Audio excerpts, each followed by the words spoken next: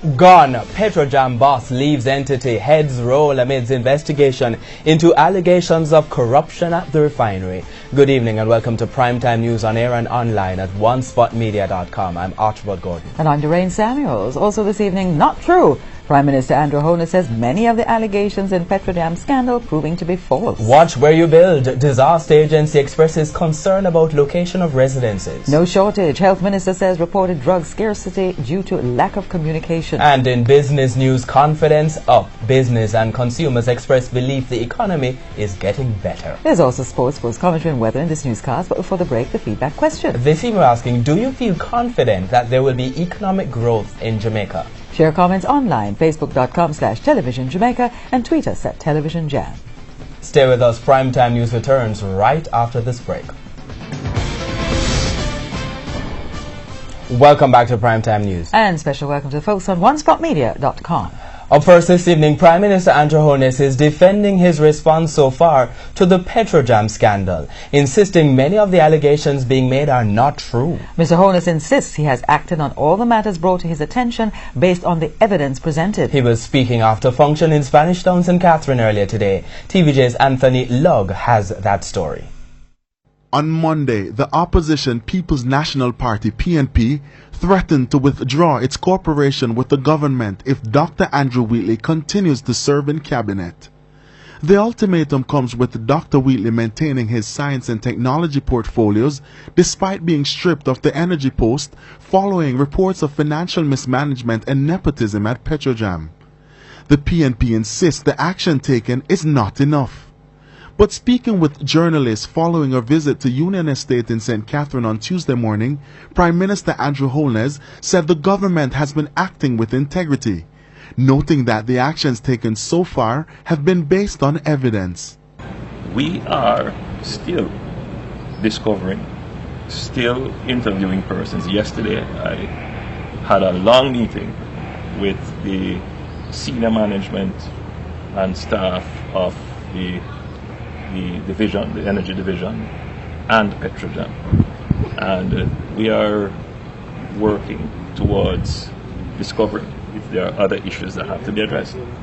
So I think the public should be very confident that there is no attempt at covering up, of hiding, or ignoring the serious allegations that have been made. But the public should also bear in mind that there is a process. Mr. Holness added that it has been proven that many of the allegations are not true.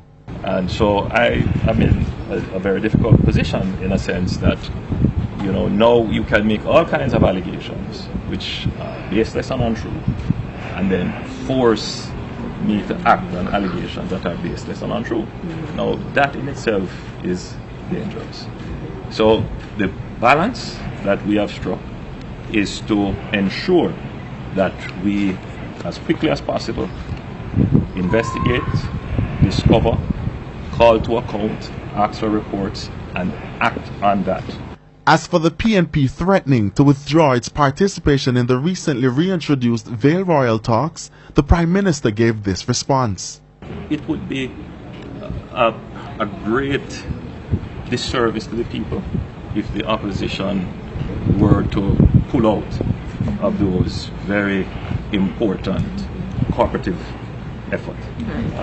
I think the country moves forward with the opposition and the government drawing out areas where they can cooperate and where we agree on. Because in modern politics, a level of maturity has to be exhibited. Not everything should be sacrificed on the altar of political expediency. Anthony Lugg, TVJ News. In the meantime, Deputy Executive Director of the National Integrity Action, Dr. Patrice Charles, is defending the entity amid the revelation it received a donation from Petrojam. The NIA has been among groups calling for an inquiry into the allegations of corruption and questionable employment activities at Petrojam. However, Dr. Charles insists the agency's transparency is not compromised. Last year of 100,000 Jamaican dollars from Petrojam. This followed our fulfillment of a request from management to contribute to their Integrity Month activities. Funds or contributions do not insulate the benefactor from criticism by NIA, especially if they breach basic principles of good governance. She was speaking at Tuesday's training seminar for mid-level court staff.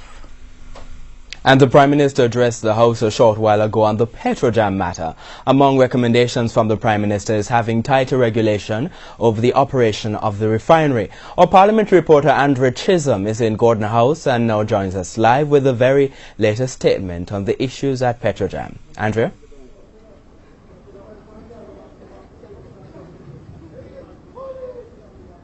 Thank you very much, Archie and Doreen. Well, a major development coming out of the House of Representatives this evening. The Prime Minister is still making a statement to Parliament about the Petrojam issue. And one major development coming out of this evening's sitting of the House of Representatives, it has to do with the General Manager of Petrojam, Mr. Floyd Grindley. Mr. Speaker, earlier today, the General Manager of Petrojam agreed to separate from the company. New arrangements will shortly be announced for the management leadership of the entity. Mr. Speaker, of the Permanent Secretary's report and interview of senior personnel in the Energy Division and Petrojam reveal that the process of approval of travel by board members needs greater oversight. All travel of public officials, which would include board members, must be recommended by the Permanent Secretary for the Cabinet Secretary's approval. That was the policy. However, it is not always the case that ministers who appoint board members are aware of travel requests. Not always the case.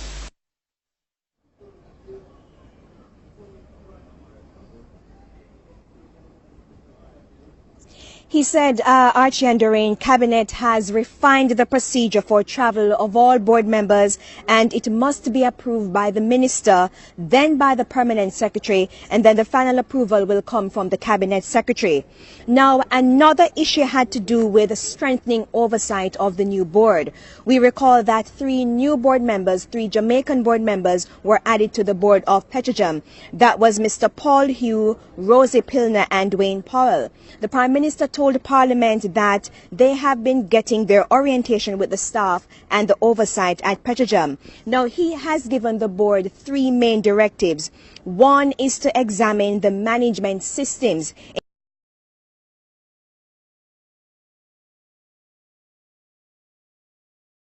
including accounting, administrative, and procurement and human resource issues. The second has to do with settling the industrial relations environment at the company and ensure that the company's management is efficient and effective. And the third has to do with the refinery to ensure that it's being upgraded to the full operations in the shortest possible time. And another issue had to do with changes coming to a particular act. Petrojam is a self-financing public body in the form of a limited liability company jointly owned by PDV of Venezuela and PCJ, a body owned by the government of Jamaica.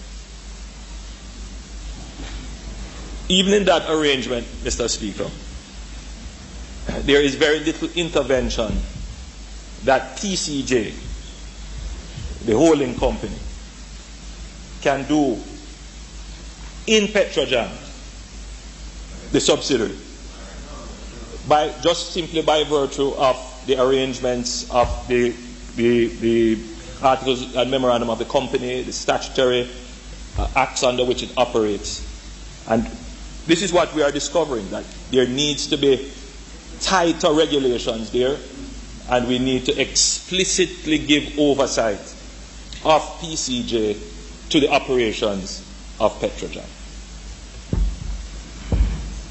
So, Mr. Speaker, in a situation like this, for example, we should have a member from the PCJ board sitting on the Petrojam board. And that's what I'm saying. So that this is something based upon the review that we have found as a weakness that we really need to correct that. So,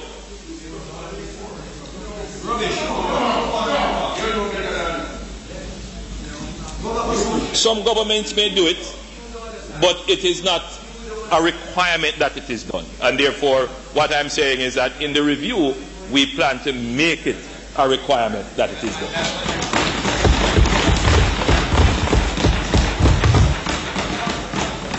Mr. Speaker, it has a board, Petrojam has a board that is responsible for the good governance and management the Public Accountability Act, and is required to conform with all policy guidelines as may be set by the government through the Ministry of Finance from time to time.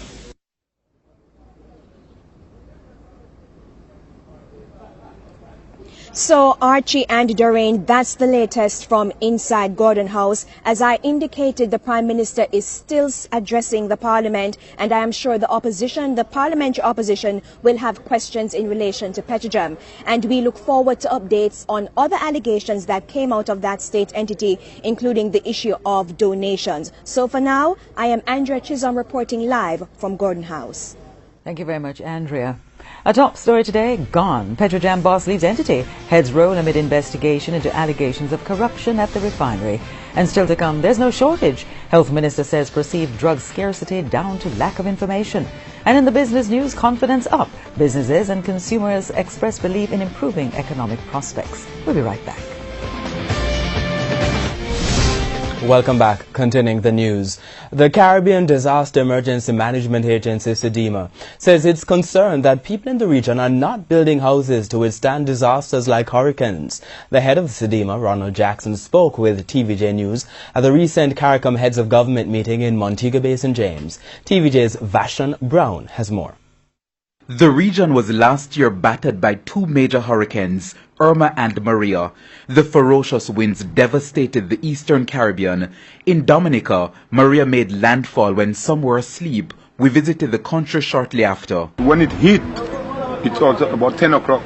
So when the whole strength come, and it go direct to the center of Dominica, and just like a twister.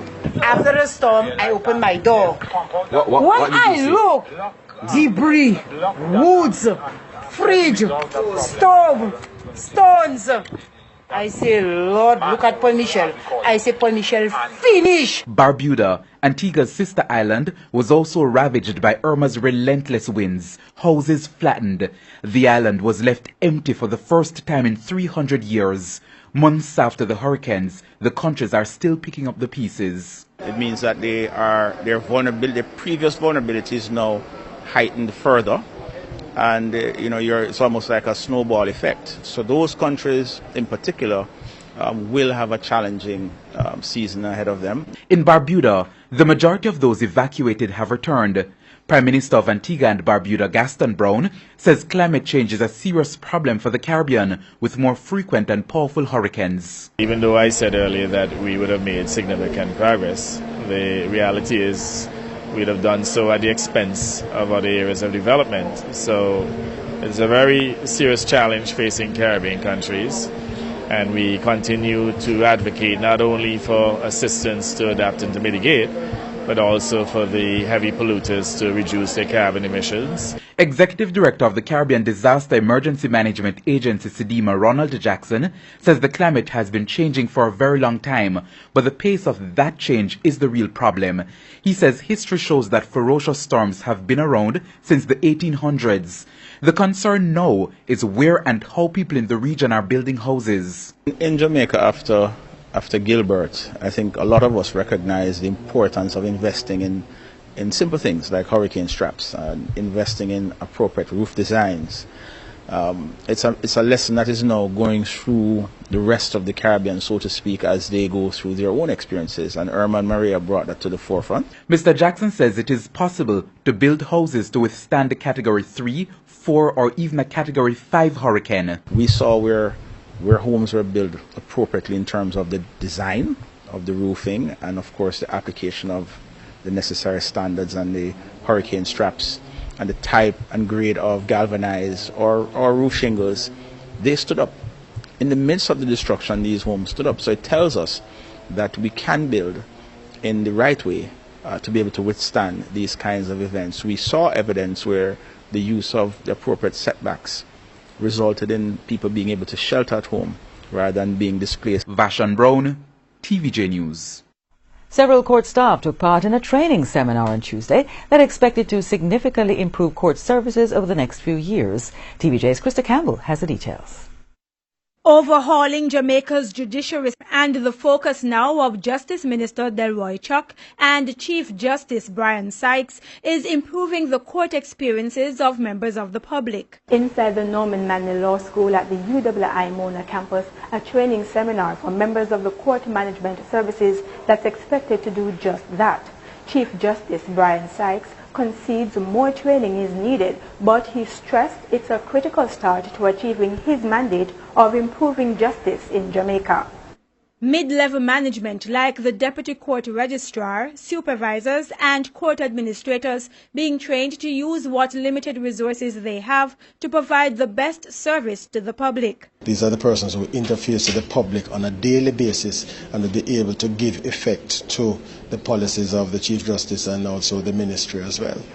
He says the training will help the court staff analyze and use data collected 2 years ago on how to make Jamaica's court process more efficient. You have relatively low hearing date certainty and the constant adjournments. So this training now is designed to reduce those uncertainties, increase hearing date certainty, have meaningful days in court so that when persons are summoned to court, they will come with the knowledge that there's a 90% chance at least that their matter will be dealt with on that day. And noting that changing the attitude of court staff is a critical feature of the training, the Chief Justice explained how a change in the attitude of judges has helped to clear the court case backlog. When you look at some of the courts such as Westmoreland, Hertfordshire and St. Anne, they have done significant work. If you look at St. Anne in particular, they have reduced their backlog by 25%. No additional judge, no new courtrooms, nothing really. It's just really habits of thought and habits of practice. That is what has made a significant difference there. Meanwhile, Justice Sykes stressed that another critical aspect of improving the court system in Jamaica will be to put plans into action. Each parish court and the Supreme Court will be required during the summer to develop specific plans for the particular court as to how they are going to be delivering legal services over the next year. Krista Campbell, TVJ News. In a primetime news follow-up now, the appeal court has reserved judgment in the matter involving the former head of the Jamaica Constabulary Force Community Safety and Security Branch, James Forbes. Judgment was reserved today following a one-week hearing.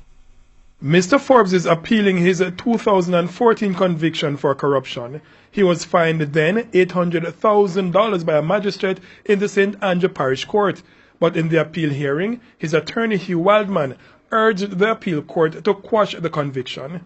He said there was no evidence that the former senior cop was engaged in any corruption and that the judge misdirected herself on the law in finding him guilty.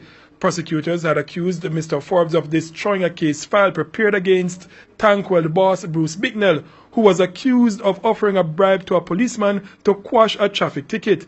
Mr. Bicknell was later freed of the charge. Portland Western Member of Parliament Darrell Vaz was charged jointly with them, but he was also freed. Health Minister Dr. Christopher Tufton is calling for better communication between private pharmacies and the distributors of pharmaceuticals.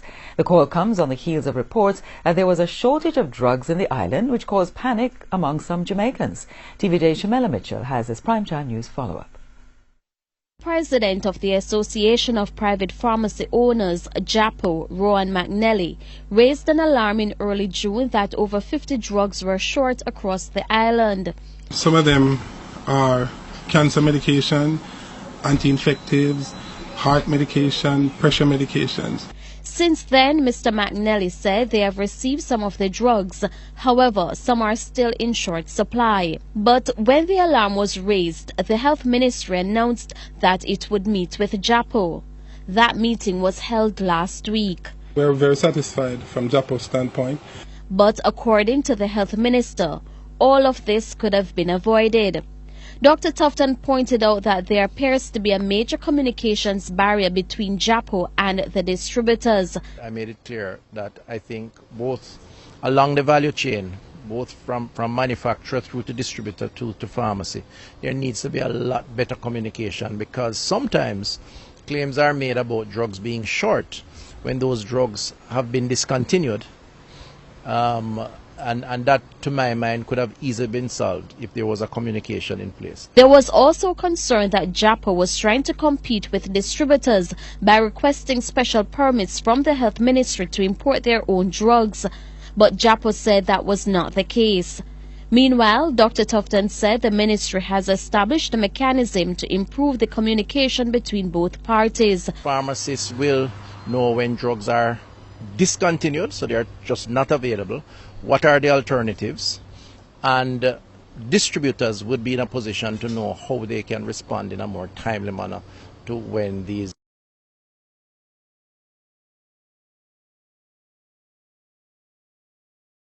shortages occur and can be dealt with.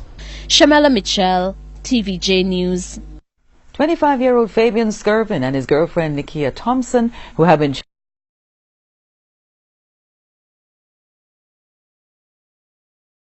growth and job creation. The project is expected to last 4 months, with work officially starting in a matter of weeks. And time now for our responses from the board, and Archie is there with all the responses from Facebook and Twitter. Thanks, Doreen. So you heard the manager there, the managing director of Total Jamaica, speaking about growth. We're talking about growth of a different nature this evening. We're asking folks if they feel confident that there will be economic growth in Jamaica. Here's the first comment. I'm more confident in the Chinese, who turned Portia Simpson Miller Square into more like a triangle. When I'm done with it, it shall become Portia Simpson Miller Peter Andrew Circle. Here's the second comment. The only time we Jamaicans will see economic growth is when the politicians stop wasting taxpayers' money. Third comment. We've been waiting on the 3% economic growth for years now. Every year it's 1%. Thank God for the farming sector. Government policies are not working. Investors are scared to invest in a country with high crime rates and failing policies. And a final comment for this section of the feedback segment. It is impossible to have economic growth when we're losing money like a pipe with a leak. Whenever the affairs of the country are managed well, then we will see growth. Maybe in double figures. Keep your comments coming on Facebook and Twitter, facebook.com/televisionjamaica, and your tweets to @televisionjam. The business day and news from overseas after the break.